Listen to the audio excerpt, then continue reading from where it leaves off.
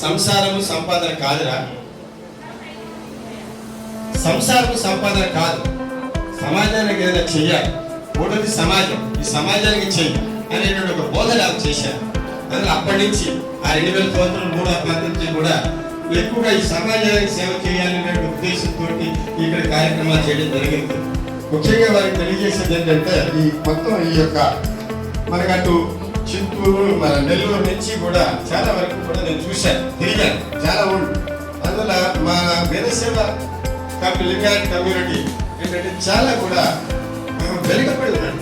అంటే విద్యాపరంగా ఈ మధ్య గత 15-20 ఏళ్ళు పిల్లలందరూ బాగా చదువుకొని ఉన్నారు తప్ప మిగతా ఇప్పటికీ కూడా 50%, 60% చిన్న చిన్న గాజుల వ్యాపారం చేయటం. నేను సిద్దిపేటలో చేశాను.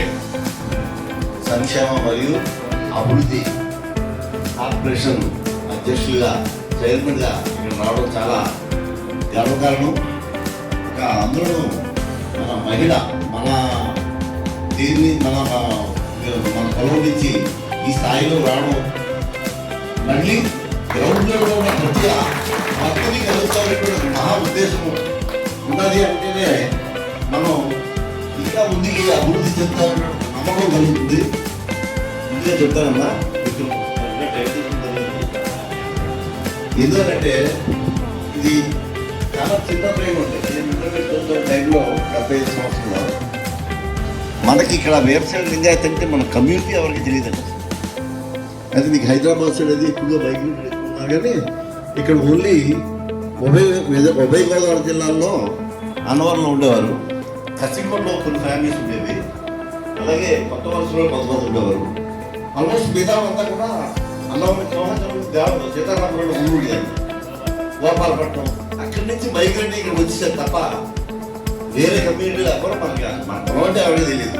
ఎవరైనా లింగాయత్తు లింగపడిగా వ్యవసాయం అంటే లింగాయత్తు జంగమా లేకపోతే చేయకుండా వంటలు చేసి భోజనాలు చేసి అలా కష్టపడి సాధించడం వల్ల కమ్యూనిటీ అవసరం ఎవరికి అప్పుడు రాలేదు. అప్పుడు మొదటిగా ఇంటర్మీడియట్లో ఫీజు రియంబర్స్మెంట్ ఉంది, బీసీ కమ్యూనిటీ. ఫీజు రియంబర్స్మెంట్ నేను అప్లికేషన్ పెట్టాను, లింగపల్లి గారు పెట్టాను, లింగపల్లి గారు పెడితే క్యాష్ కమ్యూనిటీ లేదు ఈ రాష్ట్రంలో.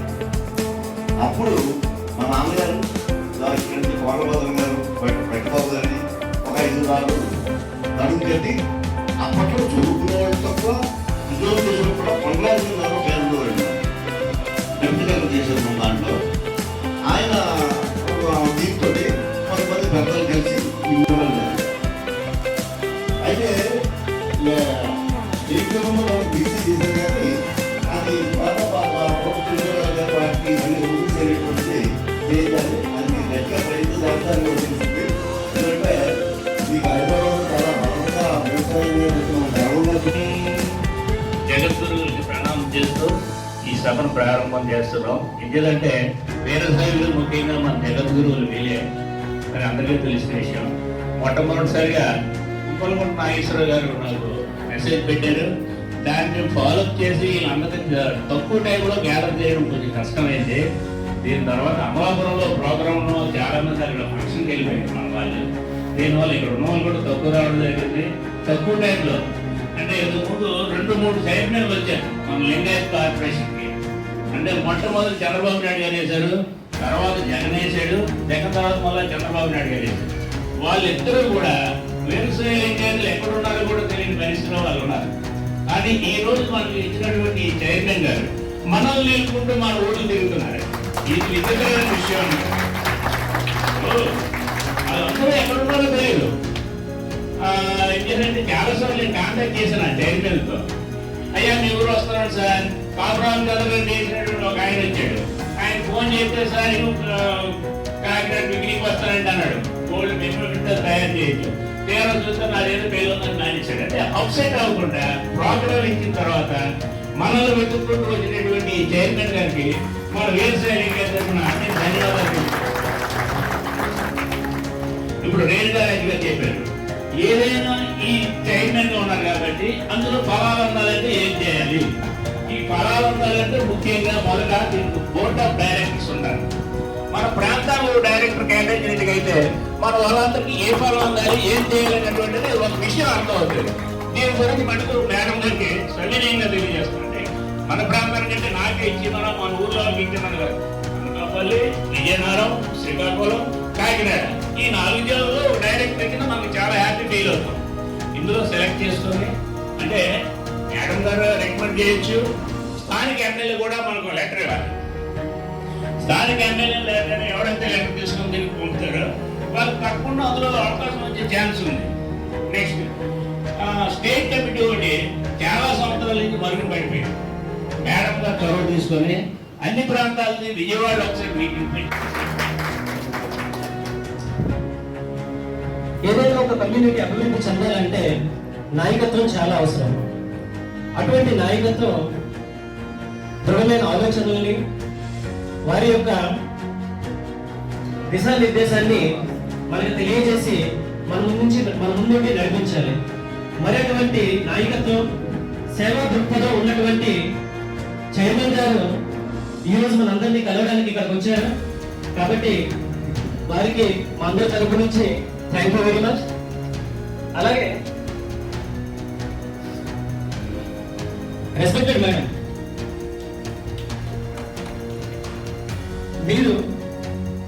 మీరు మంచి ఆలోచనలతో మరెన్నో కార్యక్రమాలు మా విశాఖపట్నం, అనకాపల్లి వేదికగా జరపాలని, వాటి ద్వారా ఈ కమ్యూనిటీ మంచి అభివృద్ధి సాధించాలని మనస్ఫూర్తిగా కోరుకుంటున్నాను. మీరు చేసేటువంటి ప్రతి కార్యక్రమంలో కూడా ముఖ్యంగా యువతకి కొంత ప్రాతినిధ్యం వహించే అవకాశం కల్పించాలని, తద్వారా ప్రతి జిల్లాలో అలాగే ప్రతి ఊరు నుంచి కూడా ఒక యూత్ రిప్రజెంటేటివ్ని మీరు సెలెక్ట్ చేసుకుని వారికి కొన్ని వర్క్షాపులు కానీ లేదంటే వారికి కొంత అవగాహన కల్పించడానికి కొన్ని రకమైన క్లాసుల ద్వారా కానీ వాటిలో వెల్ఫేర్ చేసేటువంటి చైతన్యాన్ని కల్పించాలని, తద్వారా ఈ కమ్యూనిటీ అభివృద్ధి సాధించాలని, మీరు చేసే మీ పదవీ కాలంలో మునుపెన్నడూ చూడనటువంటి అభివృద్ధిని ఈ కమ్యూనిటీ సాధించాలని ఆఖరి క్షణం వరకు కూడా నేను 10 మందికి నేను చేయగలిగిన మాట సహకారం చేయాలనే సంకల్పంతో ఈరోజు ప్రయాణం చేస్తున్నాను. నాకు 55 సంవత్సరాల వయసు. ముఖ్యంగా సభావేదిక పూర్వాసిని 10 ఇయర్స్ నుంచి టీడీపీ పార్టీలో వర్క్ చేస్తున్నాను. 5 ఏళ్ల కిందట స్టేట్ జనరల్ సెక్రటరీగా నాకు అవకాశం ఇచ్చింది పార్టీ.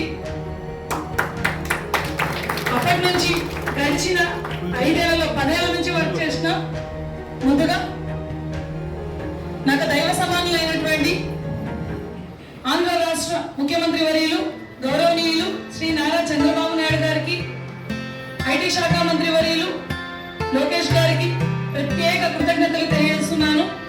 ఎందుకు ఇలా చెప్తున్నానంటే ఈరోజు ఇంతమంది రాష్ట్రంలో ఉన్న ఇంతమంది వీరశైవుల్ని కలగడానికి అవకాశం కల్పించిన రాష్ట్ర కూటమి ప్రభుత్వానికి ధన్యవాదములు. ముఖ్యంగా గడిచిన 5 ఏళ్లలో అంటే నేను 10 ఏళ్ల నుంచి పార్టీలో వర్క్ చేస్తున్నా కూడా గడిచిన 5 ఏళ్లలో నా మీద 10 కేసులు పెట్టారు. ఇప్పటికీ నేను కోర్టు చుట్టూ తిరుగుతూనే ఉన్నాను. అందులో ముఖ్యంగా అసెంబ్లీ సాక్షిగా లాస్ట్ వైసీపీ గవర్నమెంట్ లో మనందరికీ తెలిసిన విషయమే, మన ఎన్టీ రామారావు గారు టీడీపీ పార్టీని స్థాపించిన అధినేత కుమార్తె అయిన భువనేశ్వరి గారి గురించి అసెంబ్లీ సాక్షిగా, అసెంబ్లీ అనేది ఒక దేవాలయం నాకు. ఎందుకంటే ఆంధ్ర రాష్ట్రంలో ఏ నియోజకవర్గంలో అయినా ఉన్న ప్రాబ్లమ్స్ ని అక్కడ కూర్చొని ఒక చర్చ వేదిక. అలాంటి అసెంబ్లీలో మన తల్లిలాంటి గోదమ్మ గారి గురించి తప్పుగా మాట్లాడడం జరిగింది వైసీపీ కోవాచ్. కానీ అది చూస్తున్న అధినేత సీఎం జగన్మోహన్ రెడ్డి గారు కూడా మహిళలు ఇలా మాట్లాడకూడదని ఒక మాట కూడా ఖండించలేదు. ఆ సిచ్యువేషన్ లో తండ్రి సమానులైనటువంటి నారా చంద్రబాబు నాయుడు గారు కందతాడిని పెట్టారు. ఇది గౌరవ సభ కాదు, ఇది గౌరవ సభ అని మాట్లాడారు ఆ రోజు ఆయన. నేను మళ్ళీ గెలిచినాకే నేను అసెంబ్లీలో అడుగు పెడతాను, అంతవరకు నేను ఈ సభకు రాని అని చెప్పేసి వెళ్ళిపోయారు. ఆ సంఘటన చూసిన తర్వాత మనసుని ఇందులో నాకు మెయిన్ అజెండా ఏం కనబడుతుందంటే ఎక్కడికి వెళ్ళినా కూడా ఓబీసీ సాధన గురించి అడుగుతున్నారు ప్రతి ఒక్కరు. ఇంతకుముందు అన్నవాళ్ళు కూడా క్లియర్ మాట్లాడారు.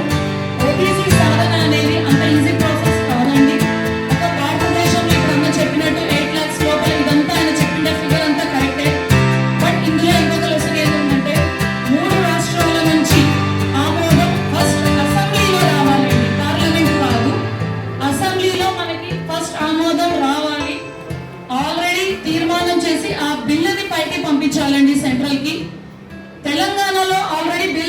అయ్యిందండి. ఇప్పుడు మనకు మిగిలిండేది ఆంధ్రప్రదేశ్ అండ్ మహారాష్ట్రలో ఉన్న వాళ్ళు కూడా రెడీగా ఉన్నారు. వాళ్ళు కూడా వాళ్ళ ప్రయత్నం చేస్తున్నారు బిల్ పాస్ చేయాలని. మీ అందరికీ తెలుసో లేదో తెలియదు కానీ లాస్ట్ సెషన్స్ లో, అసెంబ్లీ సెషన్స్ లో Madakasira MLA TTD board member MS Raju గారు ఒక ప్రతిపాదన అయితే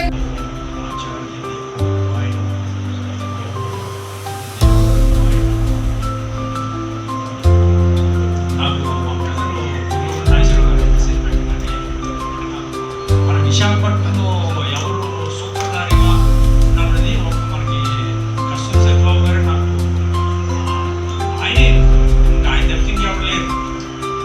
ఉన్నారు కానీ బ్యాక్ సైడ్ స్ట్రీట్ బ్యాక్ చేస్తారు కదా, లేకపోతే ఆయన చెప్పాడు. సో ఆయన కూడా నాతో ఉన్నారు, చాలా క్లోజ్గా కోఆర్డినేట్ చేశారు. మంచిది. ఇప్పుడు చైర్పర్సన్ గారు మన వ్యక్తి అలాగే అవి చైర్మన్ పదవి వచ్చిన తర్వాత దానికి జస్టిఫికేషన్ చేయాలండి. ఏదంటే మనిషి పుట్టిన తర్వాత తన ధర్మం తను చేయాలి. నేను నమ్మిన సిద్ధాంతం తండ్రిగా, కొడుకుగా, ఒక సిటిజన్గా, ఒక ఎంప్లాయీగా, ఒక ఆఫీసర్గా నేను మేనేజర్ పర్సన్ చేశాను. So as a retired naval officer, so I always established ధర్మం చేయాలి. ఎవరి ధర్మం అది చేయాలి. అలాగే అందరికీ నమస్కారం. సత్యబాబు గారు నేను ఏం మాట్లాడలేదు, నాకైతే తెలియదు. చెప్పినట్టుగా each person will have their own ధర్మ. ప్రతి ఒక్కరికి వారి వారి ధర్మం. తెలుస్తుంది కదా, మీరుంటేనే మీరంతా సభ. దీంట్లో మేడం గారు చాలా మంచి విషయాలు చెప్పారు. ప్రసాద్, పగడాల సతీష్, శివరాం గారు, మహేష్, రాజేష్, మేము చాలా చక్కగా ఈ యువజన విభాగం అండి జస్ట్ ఒక 4 నెలల క్రితం మంచి పిక్నిక్ చేసుకోవడం జరిగింది. ఆ పిక్నిక్ లో మీ అందరూ కూడా యువత అంతా కూడా ముందుకు వచ్చి మన సమాజం గురించి ఏదో ఒకటి చేయాలి, ముందుకు రావాలని మీ ముందు నుంచి చాలా ప్లాంట్ గా ముందరే ప్లాన్ 4 మంత్స్ నుంచి ఆ పిక్నిక్ అయిన తర్వాత మీ అందరూ ఎవ్రీడే ఒక ప్లాన్ ఆఫ్ యాక్షన్ మాట్లాడుకోవడం జరుగుతుంది. మీకు తెలియకుండా మేము కొన్ని చేసుకుంటాం. మేము పొదుపు మనము పెద్దలు పెద్దలు చెప్పినట్టుగా మాకు కొన్ని నేర్చుకున్నాము. పొదుపు అనేది ప్రతి నెల నుంచి ఒక 50 రూపాయలు అనేది మేము మా యువత సంఘం యువత నుంచి మేము చేసుకున్నామని సొంతంగా. అంటే మాకు మీ సపోర్ట్ పెద్దల ద్వారా ఎక్కువ ఉంటే ఇంకెన్నెన్నో సేవలు చేయడానికి ఉంటుంది. గవర్నమెంట్ సమస్యలు